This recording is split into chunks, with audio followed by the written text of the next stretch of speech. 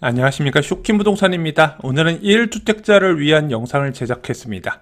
어떤 가격대 아파트까지 갈아타야 될까? 오늘 내용 중요한 내용을 포함하고 있고요.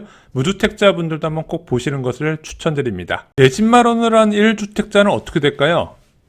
한 10명 중 9명은 부동산에 관심을 끊는다고 생각을 하시면 됩니다. 그냥 내 집 마련 숙제가 끝났다고 보는 거예요.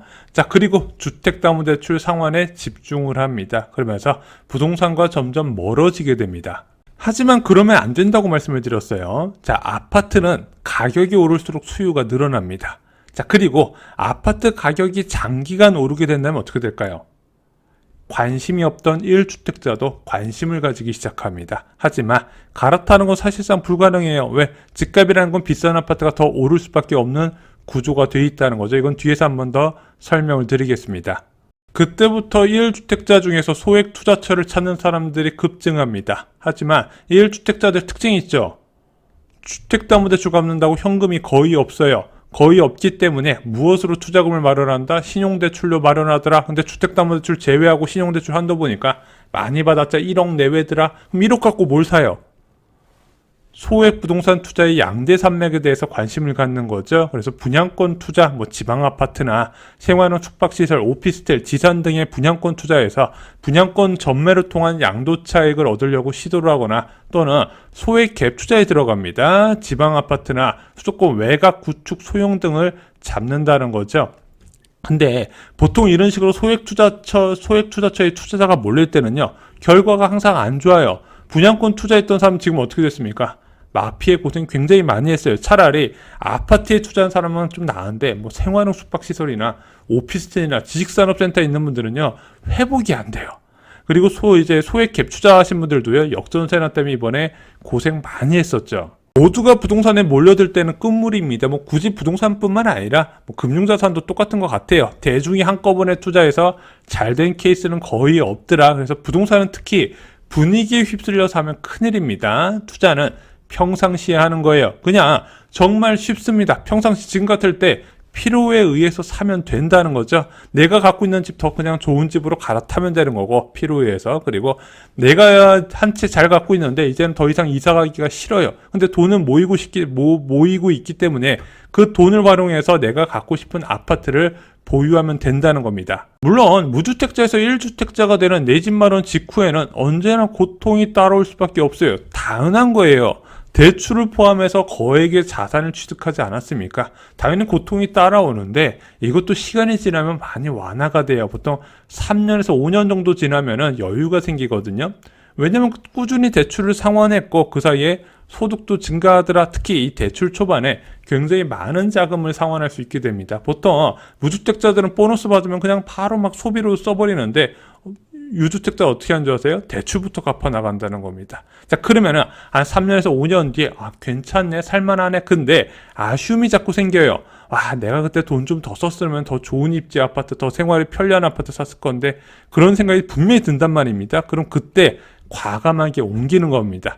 특히 8억 미만 아파트라면 적극적으로 움직이시는 게 좋아요. 왜 8억 미만 아파트는 적극적으로 갈아타는 게 좋을까요?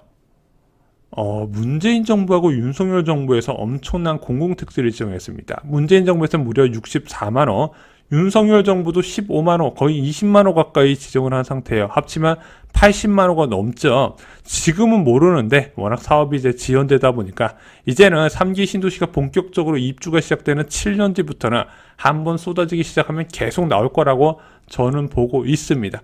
이런 식으로 공공택지가 쏟아지게 되잖아요. 그럼 수요의 분산이 일어나요. 자, 무주택자가 내 집 마련하는 타임에서 가장 쉽게 내 주택을 취득하는 방법이 분양인데, 저렴한 공공택지에서 쏟아지면 당연히 그쪽으로 수요가 먼저 쏠릴 수밖에 없다는 거죠. 그래서 여러분들이 보유한 주택은요, 3기 신도시와 경쟁할 수 있는 입지여야 돼요. 하지만 8억 미만 아파트는 그것이 쉽지 않다는 겁니다. 남양주시를 예로 들어볼까요? 남양주시는 공공택지의 대규모 공급이 예정되어 있는 곳입니다. 자, 여기 공공택지 어때요? 진접 2지구나 왕숙 1지구, 2지구.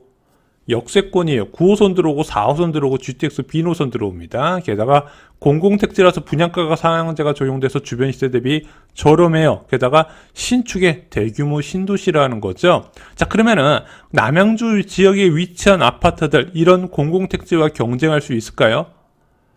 자, 저는 대부분 경쟁하기 쉽지 않다고 봅니다. 하지만 다산역 역세권 정도는 되어야 경쟁률이 어느 정도 있다고 보는 거예요. 왜? 다산역 8호선 주변으로 해서 수요가 분명히 강하게 나타나고 또한 주변에 학원가도 잘 발달되어 있기 때문에 당장은 미래에 좋아질 것보다 현재 좋아질 분명히 경쟁력을 갖고 있는 다산역 역세권은 충분히 싸워 나갈 수 있다고 보는 거죠. 하지만 이 5년 역세권 제외하고 나머지 남양주 지역에서는 어떤 결과가 나올지도 한번 생각을 해보셔야 된다는 거예요. 굳이 3기 신도시가 아니더라도 고가 아파트로 갈아탈 때 장점은 뚜렷하게 나타납니다. 일단 교육 환경에서 차이가 커요.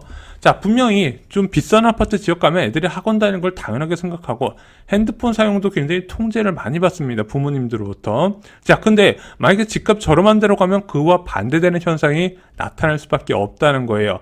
교통도 그래요. 자, 교통은 거짓말하지 않습니다. 수도권 아파트 가격은 3대 업무지구 출퇴근 시간으로 결정돼요. 자, 하루에 20분, 30분 더 출퇴근 시간을 절약할 수 있다는 거, 삶의 질과 밀접하게 연관이 되어 있다 말씀드렸죠. 마지막으로 상승 강도입니다. 자, 6억 아파트 7억 될 때 2년, 4년 이렇게 걸릴 수 있지만 10억 아파트 11억 되는 거는 6개월도 안 걸릴 수가 있다는 거예요. 자, 그래서 갈아타는 것 자체 굉장히 번거로워요. 왜? 애들 전학도 시켜야 되고 학원도 새로 세팅해야 되고 또 집도 팔아야 되고 알아봐야 되고 번거롭잖아요. 그리고 비용도 많이 듭니다.